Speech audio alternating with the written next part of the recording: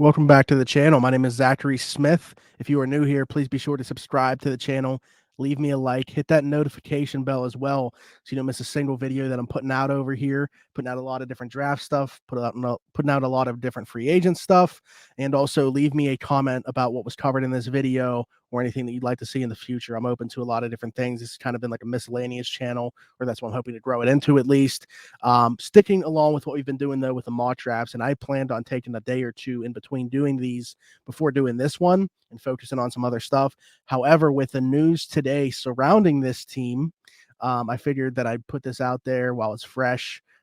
Vic Taffer of The Athletic covers the Las Vegas Raiders.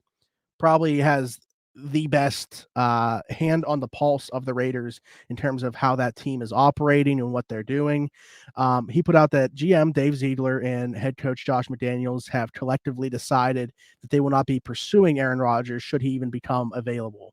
I think a lot of people had them pegged as, the top one or two destination for Aaron Rodgers. If it wasn't going to be Green Bay, Jets and Raiders were the two teams being talked about the most. Obviously, a reunion with wide receiver Devontae Adams is probably the biggest reason why people would be talking about that.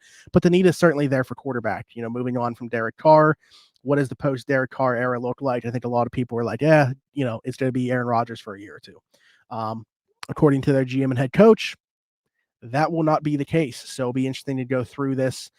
They hold 4 picks within the first 4 rounds. That's what we do. We do a 4-round mock draft. I've been doing one for every single team, as you will see on the playlist, going through and doing them one by one based off where their first selection in the draft is. So number 7 here for the Raiders. I've done the first 6 so far.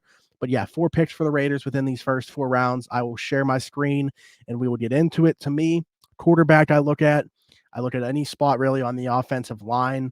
They could use another tackle opposite Colton Miller. I think the interior still needs some work. So tackle or guard could be in play. And then the secondary on the defensive side of the ball, I think, is where I'm going to be looking in that aspect. So yeah, share my screen. We'll get into it. I promise I will be the smaller circle. You don't want to see that big of a screen of me. Let's see how this rolls. Mercy at the computer here. Jalen Carter at 1. Anthony Richardson at 2. So those are both interesting for very different reasons. The news about Jalen Carter coming out today, we will see if that impacts his draft stock at all. Obviously wasn't available to the media. He left Indianapolis, the combine, after he had spoken with teams the previous day, but no availability to the media. It's a very unfortunate situation. We will see how it impacts his draft stock. You would have to think that there's going to be a lot of questions that he has to answer. We'll see how that goes. Anthony Richardson, the betting odds continue to change for him to be the number 1 quarterback off the board. I mean, this is just going through these mock drafts. This is as high as I've seen him taken. I've seen it at 4 to Indy and at 5 to Seattle. I hadn't seen it at 2 to Houston prior to this. I'm a big fan of Anthony Richardson personally. I know that he's not everybody's flavor. I think he's a little bit more pro-ready than a lot of people think. I think he offers a safer floor than a lot of people think just because of the NFL style today. I think with that rushing upside, with a lot of design runs, with RPOs, I think that can kind of become his bread and butter at the very least. But rocket arm, generates great velocity. He can sling it with the best of them. If he were to hit his ceiling, I think he's the number 1 guy in this class. He's obviously not the safest pick though. Bryce Young going into Indy makes a ton of sense, but yeah, we'll see how the rest of this plays out. Obviously, already 3 quarterbacks off the board for us here. It will be interesting. I want a lot of Raiders fans. I hope this catches some steam within Raiders Nation because, like the Lions and like the Seahawks have the last 2 that I've done, just because I want to know if you even want them to go this route or if you prefer them go the veteran route, a Jimmy Garoppolo or something like that. And even in that situation, I don't think that necessarily prevents them from taking a quarterback. I'm going to go Will Levis here, who is going to be a little bit of a polarizing player, I think, throughout this process. He goes as QB4 here. I think there's a very good chance he's the number 1 quarterback taken. He wouldn't be my number 1 quarterback taken. I just think that he is what a lot of executives around the league are looking for when they're looking for their quarterback. Prototypical size, really good athlete, wasn't able to really show that last year at Kentucky due to a foot injury. Also, his mechanics were a little bit thrown off. He really had trouble throwing the ball to his left side because he was also dealing with a left shoulder injury. Just really wasn't able to do that to that side of the field. Also, the playmakers around him. I mean, Kentucky had some NFL level talent the previous season when Will Levis was considered, a top end prospect. Last year, didn't really have that at Kentucky. It was a bad season. It was a bad football team that he was playing on. And, that's not to excuse him. He wasn't good himself. But I think that a lot of NFL teams are going to covet the size and the traits. And that's where you're going to see him. He's for sure going in the top 10. I feel pretty comfortable saying that there's a good chance he goes in the top 5.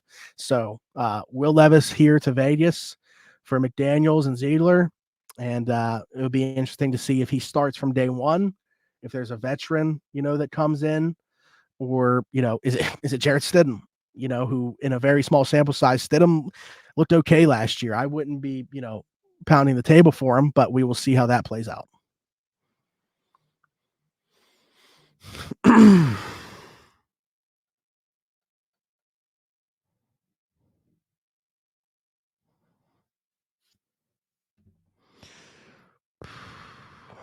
Well, we see a running back for sure.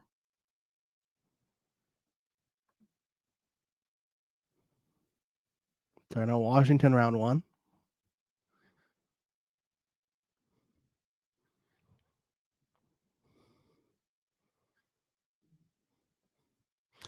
All right, perfect scenario here, I think. Oh, no, he went one pick before. Oh, man. DeJuan Jones was going to be the guy. Not even think about it. Okay, well, that changes things. I'm going to go Emmanuel Forbes. I think really good size, 6'2", ideal press corner, really good in man-to-man. He's sticky. I think that, the ball production, not necessarily all the way there at Mississippi State for him. But I think he's got good click and close. I think he's got the foot speed to make up for it when he does get beat right off the line of scrimmage, even though, his hand usage is really good there. So, yeah, I think for a Vegas team that's thrown some darts at the cornerback position, just haven't really stuck. They need to get better in the secondary. I think this is a building block piece for them. I actually have Forbes as a round 1 player, so happy to see him here. But man, DeJuan Jones, I thought he was falling to us right there, one pick away. And again, not trading up. I'm obviously not going to do it, but I think in a situation like that, and even now, like you see a Darnell Wright here, Cody Mock just went, and those two guys just now go.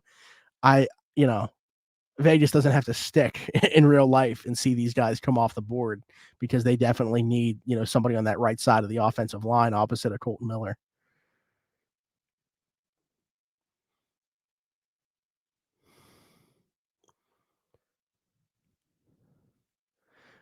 Steve Avila is going to be the pick here. This one's pretty easy. I actually have him as a round 2 player.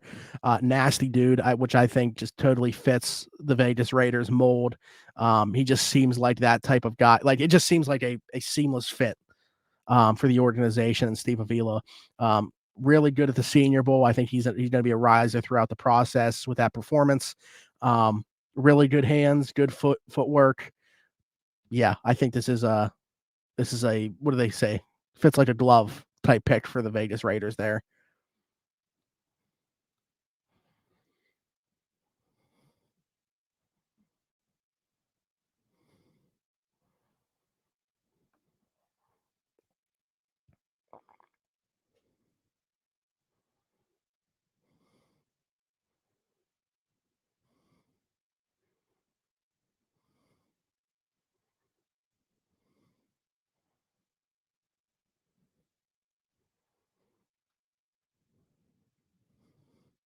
Dang it. Oh, man. Keep getting sniped by the computer. I wanted Keanu Benton for the Raiders there. It's unfortunate. It's unfortunate. I wouldn't consider edge like a pressing need per se, but they do need somebody longer term. Like Chandler Jones isn't the long term option there, opposite of Max Crosby. I'm gonna go Will McDonald here out of Iowa State. Really good player, really fun to watch, good twitch. Um, his bull rush, really good. Ghost move, really good. I think Will McDonald makes a ton of sense there in terms of a long-term option. But even, right away, you need at least 3 edge rushers in today's NFL. Obviously, Crosby and Chandler Jones can't handle every single snap off the edge. So I think that that's a really good pick for the now, too. Um, Obviously got sniped a couple times here. I would have liked to have addressed tackle within these picks, but yeah, Raiders, let me know how you feel about the haul. Will Levis, Emmanuel Forbes, Steve Avila, and Will McDonald. Excuse me. I feel okay about it. I don't necessarily love it, as you can tell.